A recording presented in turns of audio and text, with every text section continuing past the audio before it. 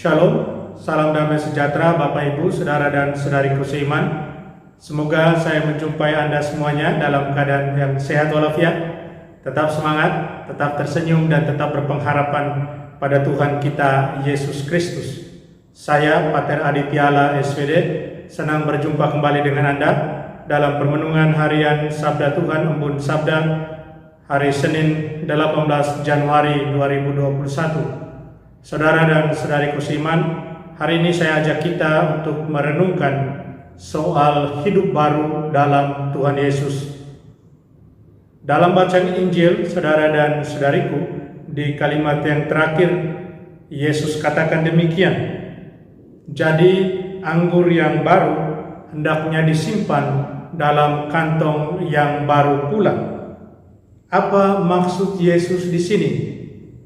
Saudara dan saudariku seiman, maksud saya Yesus mau mengatakan bahwa anggur baru itu adalah ajaran-ajaran baru yang dia bawa, sesuatu yang baru yang dia bawa, ajaran cinta kasih tentunya di sini, yang dia bawa dengan kedatangannya, yang mau dia ajarkan, yang mau dia wartakan kasih Allah itu. Dan kantong yang baru adalah sikap hidup baru yang harus tercipta dengan datangnya ajaran-ajaran cinta kasih, ajaran-ajaran baru yang dibawa oleh Yesus sendiri.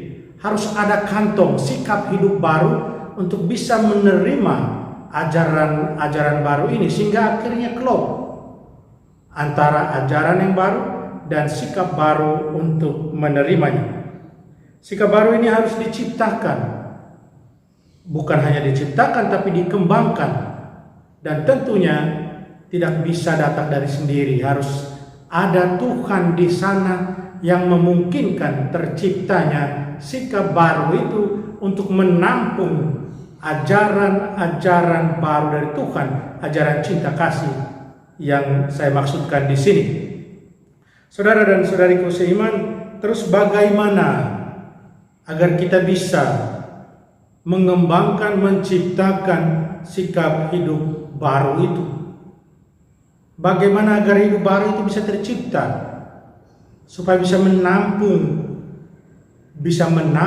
ajaran Tuhan Yesus, supaya kita tidak hidup dalam hidup yang lama, tapi hidup dengan hidup yang baru.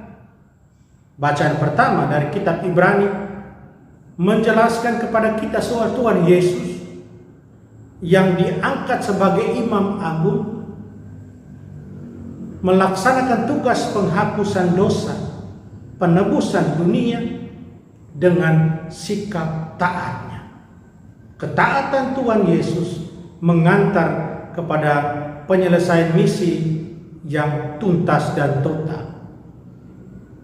Nah, ketaatan Tuhan Yesus ini menjadi contoh buat kita. Seperti halnya Tuhan Yesus yang sudah taat pada kehendak Bapa, pada tugas perutusannya, maka kita pun, kalau kita mau membangun, menciptakan sikap hidup baru untuk bisa menerima ajaran Tuhan, maka taatlah pada kehendak Allah. Kehendak Allah menjadi pedoman, pegangan hidup kita. Memang tidak mudah untuk menjadikan kehendak Allah pedoman hidup kita, karena kita sering hidup fokus pada kehendak diri kita sendiri. Karena itu mari kita belajar berjuang untuk mendengarkan Tuhan. Dia mau apa dengan kita? Tuhan mau kita ini melaksanakan apa? Dengarkan kehendaknya, taat buat laksanakan kehendak Tuhan. Harus ada sikap rendah hati juga, saudara dan saudariku, agar kita bisa membuka diri terhadap kehendak Allah, terhadap kehendak Tuhan. Agar kita bisa mencontohi Sang Guru sendiri, Tuhan Yesus, dalam hal ketaatan.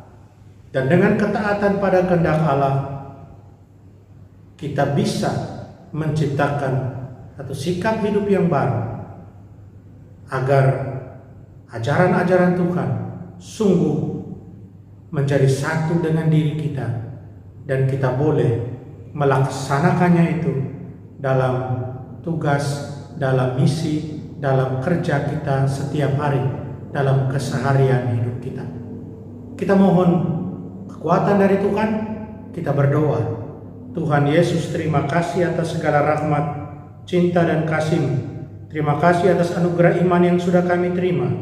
Bantulah kami agar kami boleh setia mendengarkan-Mu, agar kami boleh menjadi taat pada kehendak-Mu, dan agar kami boleh menciptakan satu sikap hidup yang baru. Dan di dalam sikap hidup baru itu, ajaran-ajaran-Mu, ajaran-ajaran cinta kasih berkembang, dan kemudian kami aplikasikan dalam hidup kami setiap hari. Tolonglah kami Tuhan, bantulah kami. Amin. Tuhan sertamu, kita sekalian, semua orang yang kita sayangi, semua orang yang kita cintai, segala usaha dan kerja kita dibimbing, diberkati oleh berkat Allah Tritunggal Maha Kudus, Bapa dan Putra dan Roh Kudus. Amin.